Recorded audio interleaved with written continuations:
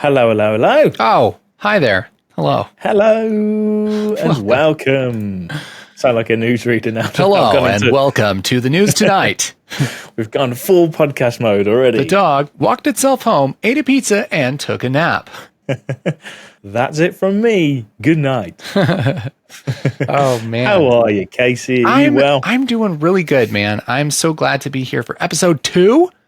Episode 2. I figured we'd be dead by now. So this is this is a great surprise. In mind we are, but in body we have managed to turn up for episode 2. Yes. Of the Resolve Creators Podcast.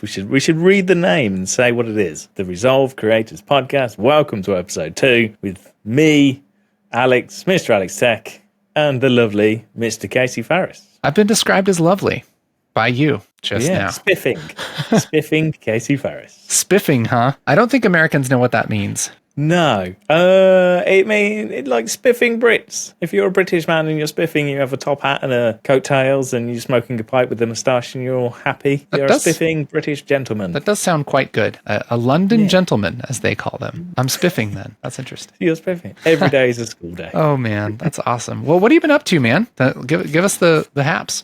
The happy haps. Oh, I've just been doing the same old same. Doing the whole YouTube thing. You know, that YouTube life as it was. I'm also working on some presets, which is the topic of conversation for this week. Ooh. We're talking presets and everything that comes with presets and around presets and whether you should use presets and all sorts of fun stuff. Wow. So we're going to dig into that in a moment. But that's sort of the main thing I've been working on my own little presets, my Magic Animate, which some of you may already know about. So we'll dig into that a little bit more. And that's it. I had a haircut. That was a nice little change when I had my old It looks like you actually got them all cut.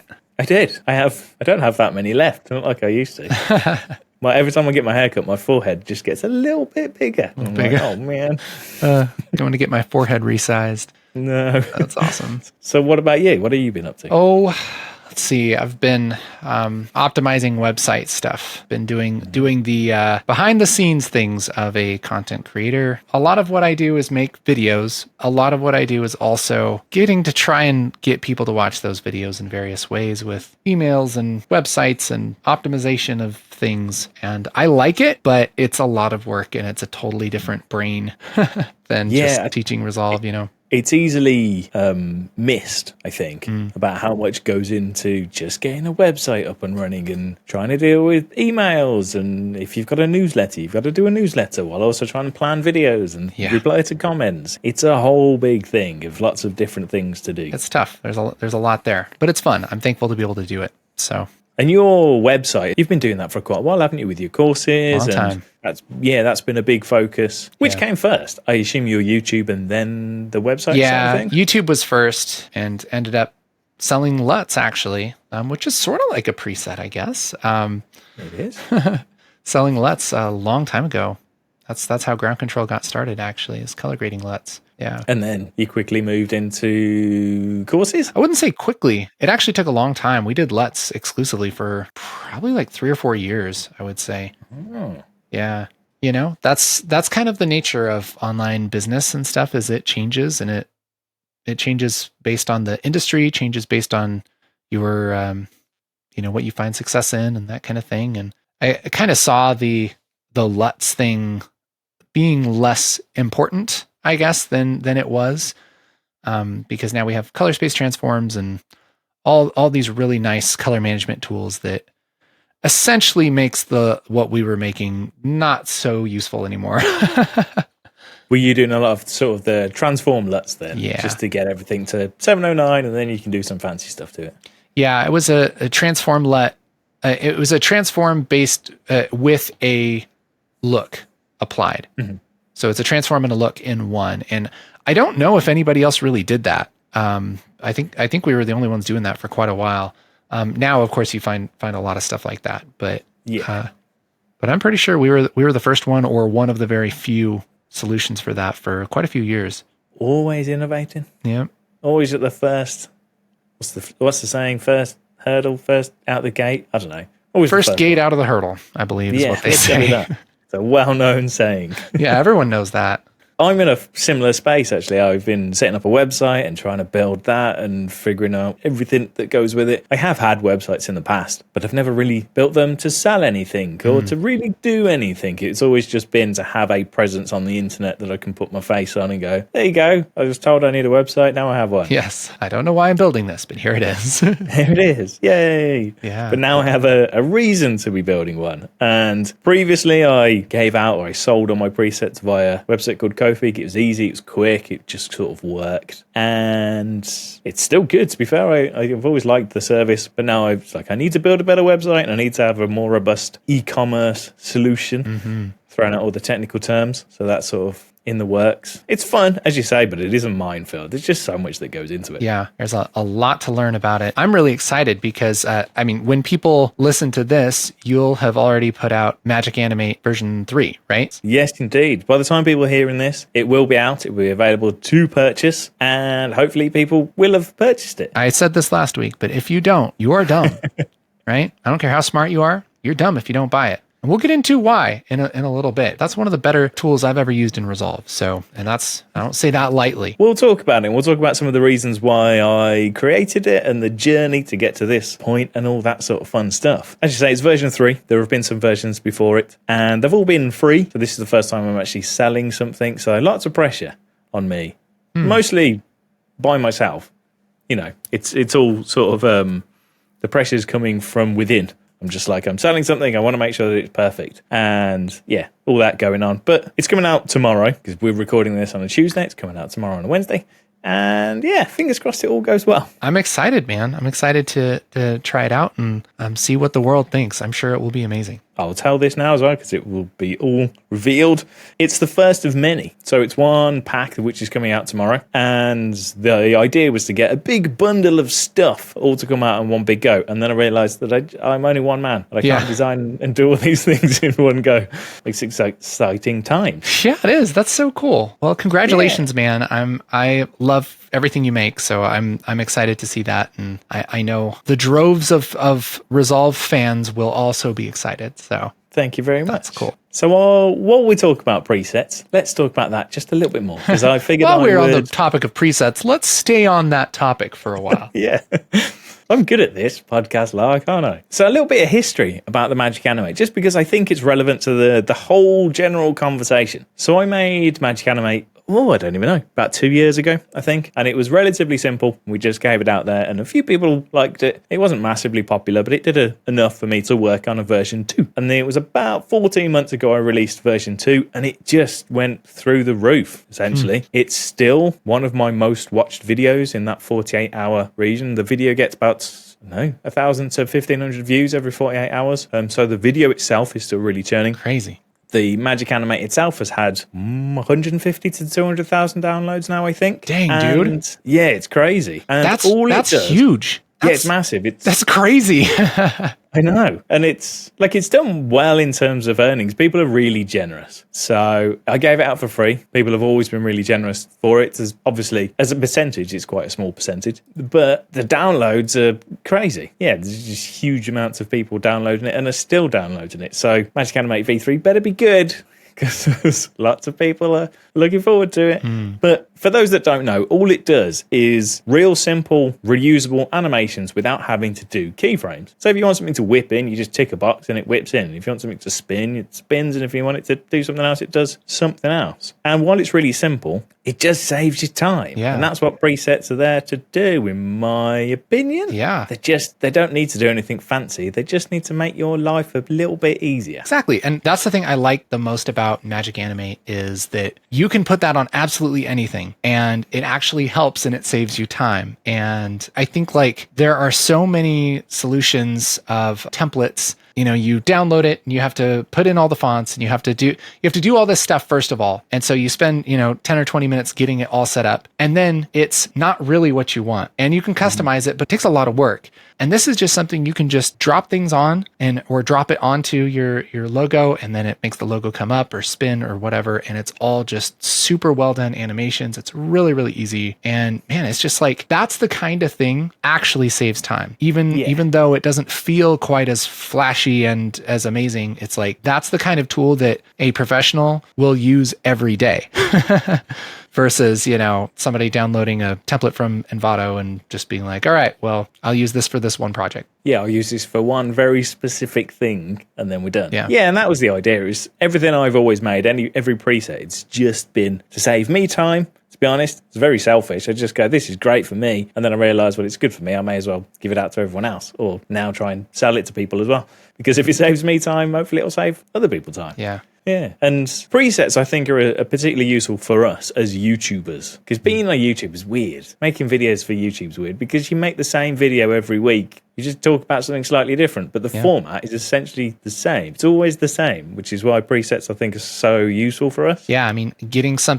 anything that's repetitive, if you can automate it, and it takes a while to set up whatever you're doing as an automation of some kind. You might spend 2 hours getting it set up or whatever at the beginning, but then that saves you 20 minutes next time and 20 minutes the next time, and like it multiplies. And I mean, it's an investment, And so having something like Magic Animate, I mean, dude, our editor uses Magic Animate probably every day to animate various things that, I mean, he would have to go into Fusion and, do all the keyframes and everything every time for the same thing. He still wants a logo to come up and, and just kind of be there. You just be there for a minute and then, swoosh away. It's just easier to throw Magic Animate on it, and he didn't have to build it, Yeah, it's magic. It is.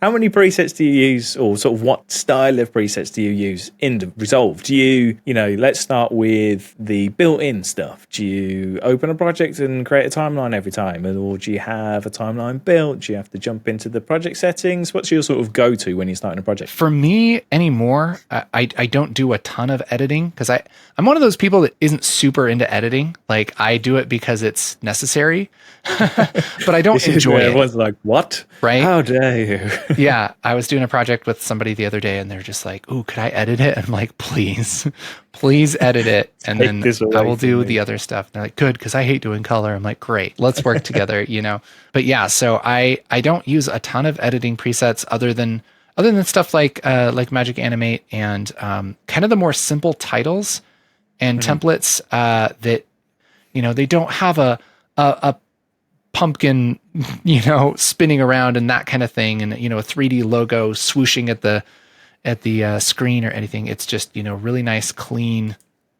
easy to customize titles, that kind of stuff. I use a lot of. You have a personal hatred of pumpkins, or it's not pumpkins in general. It's a personal being in the video production space, the educational space. Working with, colleges sometimes and seeing college projects, seeing a lot of beginner stuff, right? Mm-hmm. It's always the, it's like a video on how to make ramen, right? And the first 30 seconds of the video is space, and then the person's name flying at the screen in 3D letters, and there's, lens flares and all this stuff. And it's just to say that it's their production company, which isn't a production company. It's something they made up just for this video. And I'm like, that's really tacky. Yeah. It is, and it's like, when are you going to use that if you're not editing like literally Star Trek? Like exactly that, This is a slight divergence, but I'm going to have to ask, what's your opinion on intros on YouTube? Because I have quite a strong opinion on intros on YouTube. I'm curious to what yours is. I think it's a total waste to do an intro. Yes. I used to do intros and everyone hated it. And then I realized why. Because you're delaying what people showed up for to tell them about yourself. And nobody wants that. Nobody wants you to you're at a party, somebody comes up to you and they go, "Did you know that I am very handsome and I have many leather-bound books?" And it's like, dude, nobody cares. You know what I mean? Although that is how you introduce yourself when we first met. That is how I introduce myself, yes. Specifically that way. Ever met Casey in person, that's his first line. Hello. I am very handsome. I'm very handsome, as you can see. Exhibit A. My face.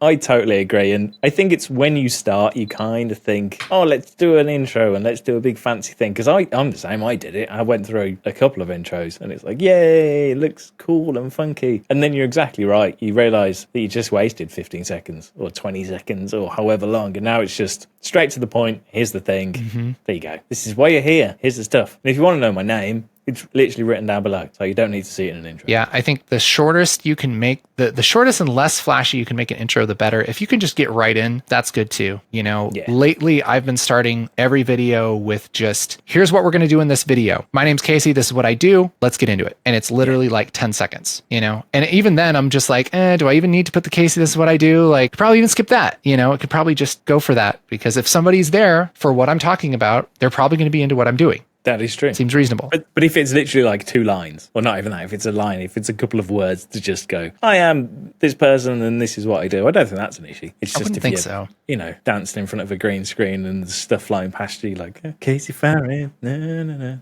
Well, I think, okay, so I have a theory here that, and I don't know, I have done zero research on this, but I bet the research supports this. So like, we think of like TV shows, right? And how TV shows, basically the older the TV show, the longer the intro. Have you noticed that? Yeah. It's like a TV show from the 70s or whatever has, you know, a whole minute intro, but a TV show now has a cold open, right? And it just starts. Okay. And it's like, I wonder if that's because people would show up at a certain time and they might be a minute late. They might be 30 seconds late. They might be watching something before that. They need kind of that palate cleanser of like, okay, now you're watching this show, right? And so it's like, that's why we had those intros. But now you're clicking, you're choosing to specifically go into look at something when you want to look at it. And so you don't really need an intro because you're already there. You already know exactly what you're about to do. You did it. Yeah. And actually, if you're browsing Netflix and you hovered over a TV show and it just showed you the intro, you'd be like, no, I don't want to see this. I want to see the actual show. Yeah.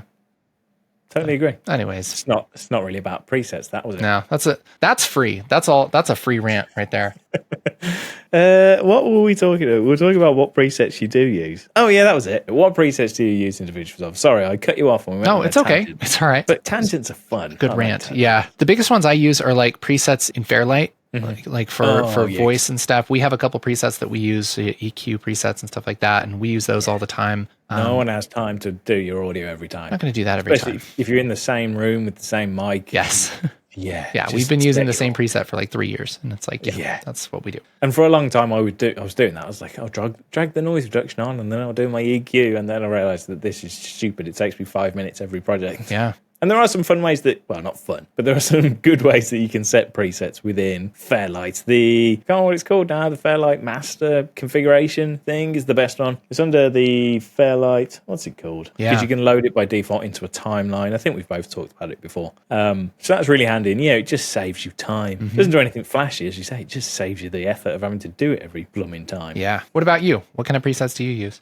I use my bin one. That's my main one. So I have my little bin trick. Yeah, it's perfect for what I do. So I can open up DaVinci Resolve and I have a timeline ready to go, and it's got all of my audio stuff on there. I then just drop my media in and drop it on the timeline, and that's it. It's good to go. As I say, because we are YouTubers, we very rarely fluctuate in terms of the resolution we need and the frame rates and this, that, and the other. Obviously, filmmakers maybe have more to think about because they need to know what the deliverables are going to be. Whereas for us, it's like, just open Resolve and I want it to be exactly the same as it was last time. And then I put new video in and everything else is the same.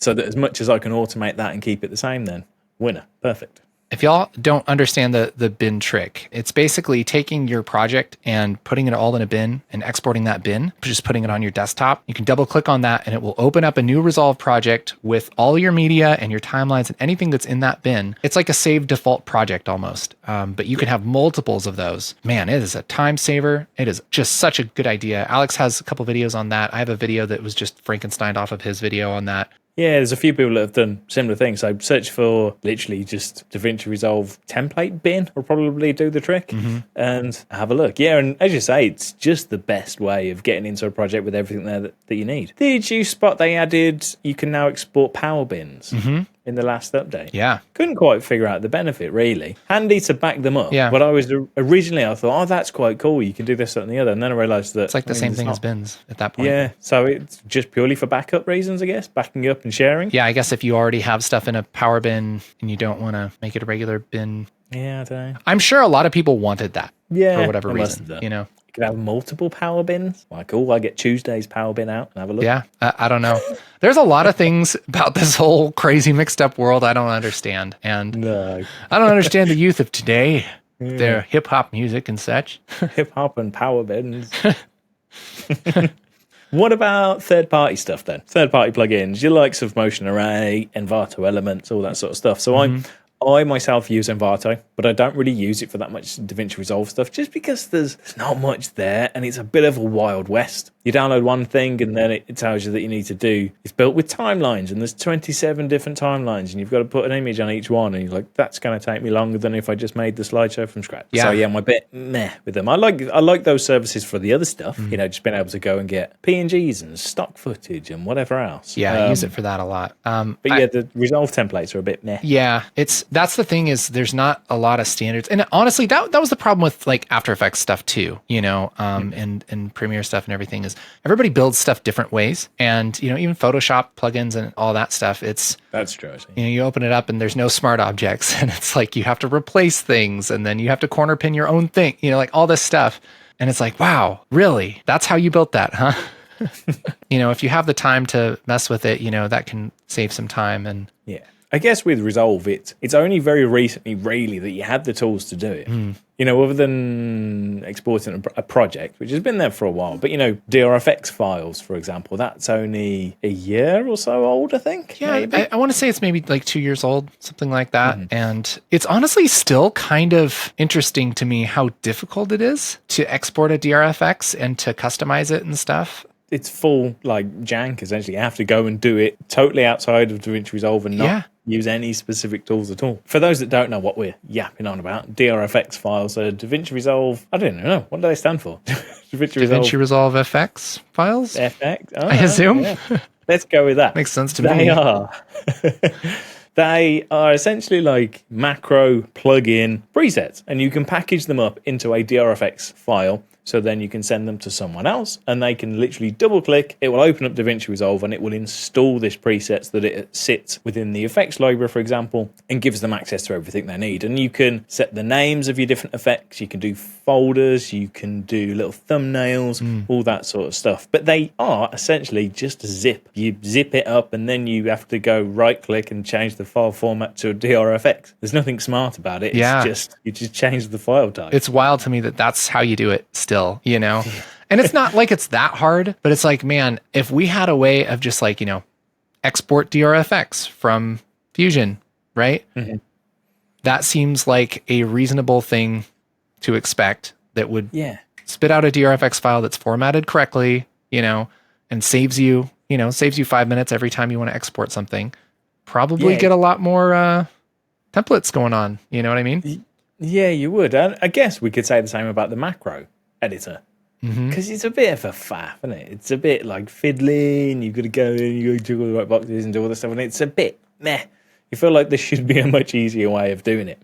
Even, you know, if you set a text plus template, you've got to jump into Fusion and right click in settings and put it in the right location to get it. It's just all a bit of a weird solution. Something that would just revolutionize the like people making templates is if they had like a template wizard, right? Where it's like, okay, do this and you can connect it. I mean, even with nodes or something, like you connect it to an interface in the inspector that you can build, you know, visually, right? Instead of kind of imagining what it's going to be like and having to select things in a certain order. And then if you do it wrong, you have to open up like Visual Studio Code and like move stuff around. And it's like, wow, that's a lot of work for somebody who might not be so technical, but might be great at design, you know? Yeah. I mean, just a drag and drop solution would be perfect. Yeah. You go, I want the text box there. Cool. Done. But yeah, that doesn't exist, unfortunately.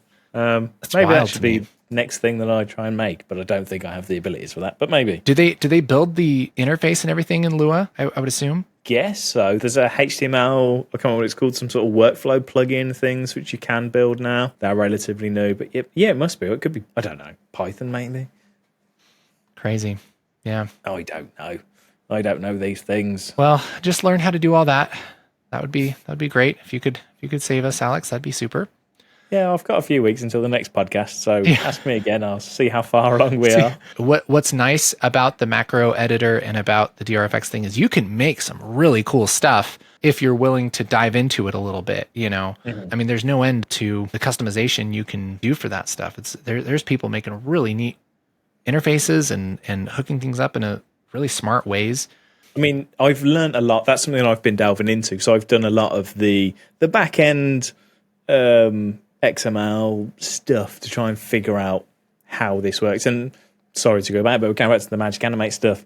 This new version, most of the time I spent, to be fair, was either on expressions, sort of doing the maths of how the stuff works, or just working on the UI, working on the front end, because there's so much you can do with these presets in Resolve, which is just inaccessible within DaVinci Resolve itself. You can't build it from the macro editor. You have to go into the back end and start messing around. And mine is about 5,000 lines now. Magic Animate is, and yeah, most of it is just like UI stuff. Yeah, so put this underneath this unless this is this.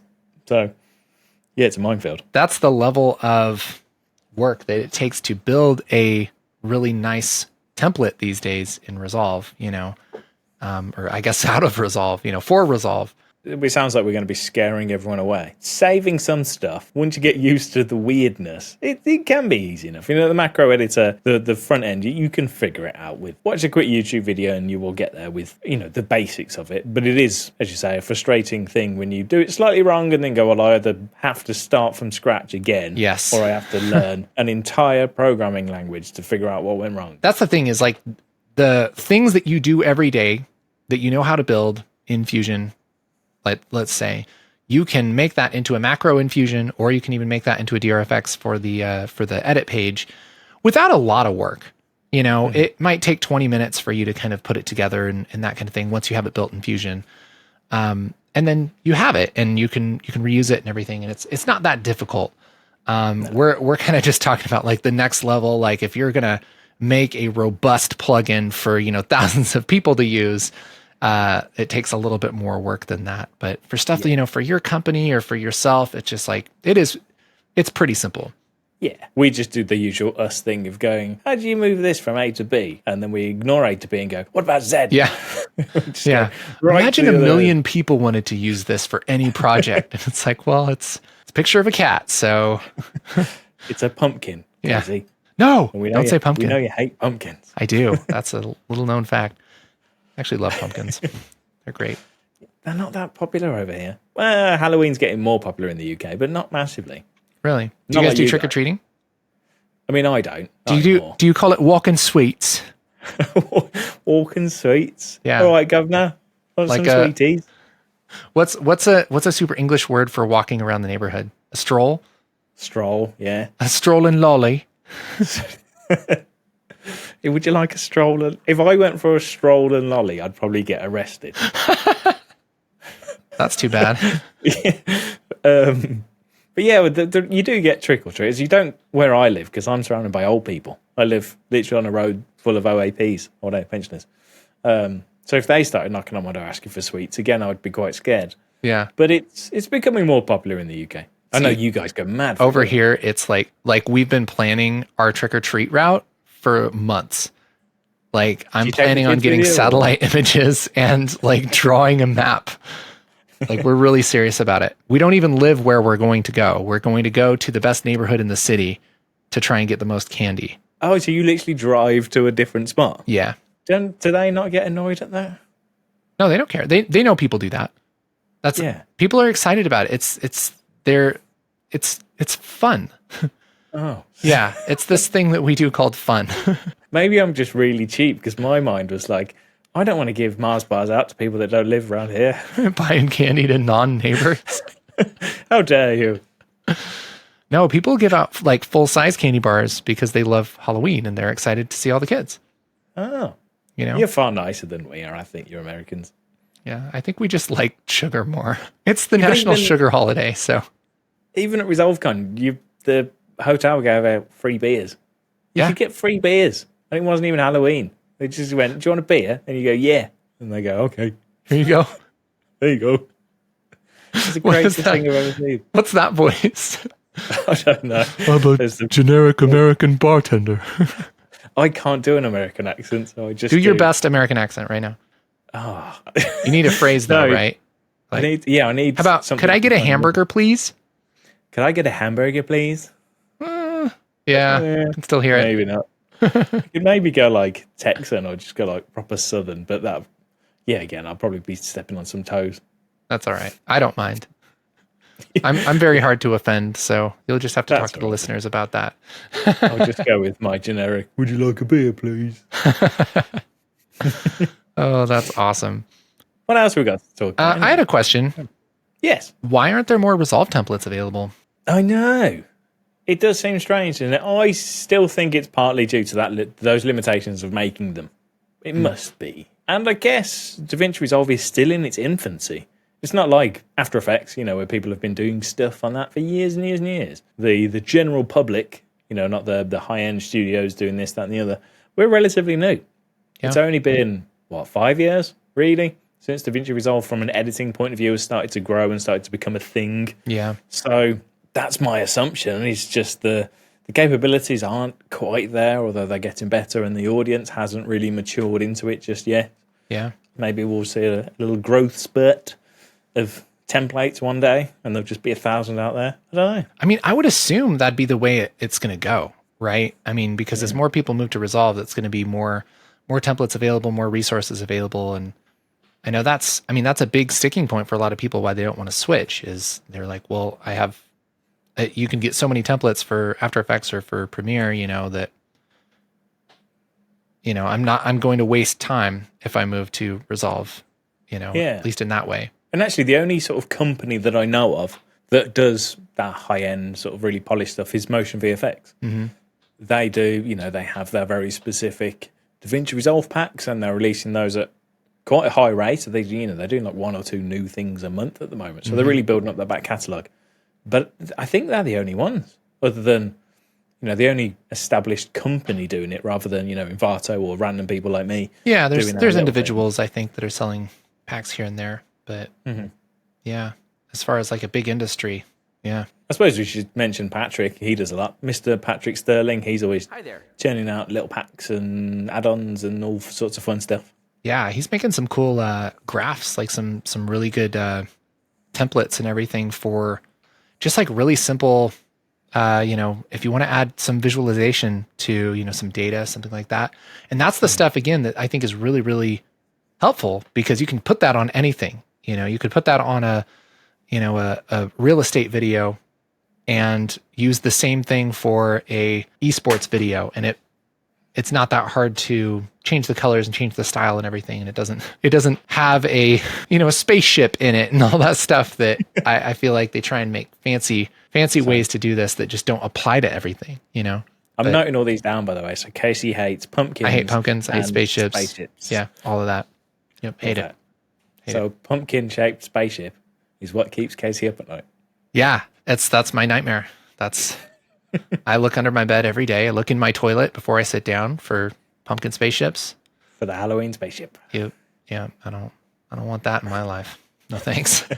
No, thank you. So yeah, I guess this is just a call to anybody who wants to make templates, man. I feel like that's a blue ocean right now as far as Resolve goes. I don't feel like there's a ton out there. And I mean, we're searching I would say pretty regularly for these kind of things, being in the industry that we're in. Even just a place to share them is what's missing as well. There isn't. You don't say. Anywhere that you can go. I know. Convenient, that wasn't it? Yeah. There isn't a central location where even if they were user generated, you could, share them amongst your peers. Maybe somebody should work on that. Yeah, maybe. Giving away secrets now. We have an idea. Maybe. If you're interested in that, how about you let us know about that? Yeah. Give us some encouragement, huh? Yeah. Talking of, actually, I'd be very interested to see how the last podcast, the first podcast, was received. Mm-hmm. We haven't got any comments yet. So if you are listening to this and you enjoyed this one as well as the last one, let us know. Even if you didn't enjoy it, let us know as well. Yeah. Send us some abuse. The hatred is send your hate mail valuable. to hello@MrAlexTech.com. Is that what it is? England. Just to England. Just to send it, just to write England on a letter and just put it in your mailbox and call it good. Yeah. Draw like the king as a stamp. And I'm sure it'll reach me eventually. Yeah, they'll figure it out. It's a small country. It's fine. Yeah, it's only like 12 of us. But yeah, we would love to know your thoughts, your feedback, your input, your everything else. Some people were asking for the video side of things. So if you would like to see this in a visual format, if you'd like to see a cut down version of this, again, let us know. We're unfair to say we are winging it at the moment. We're trying things, and we're just going to see what happens. We decided to hop on and have a chat, have a podcast, and try and do something fun. And we will amend accordingly. Yes. If you want video stuff, we'll do video stuff. And if you want, I don't know, less, then we won't do less because we're having fun. We'll do more. We'll do more just to be annoying. Everybody make sure to go and check out Magic Animate and give Alex all your money because he deserves it. And I am definitely going to be downloading that and using that in our company quite a bit. So big thanks to you, Alex, for making everything easier for us. Appreciate it, man. Thank you. I do try.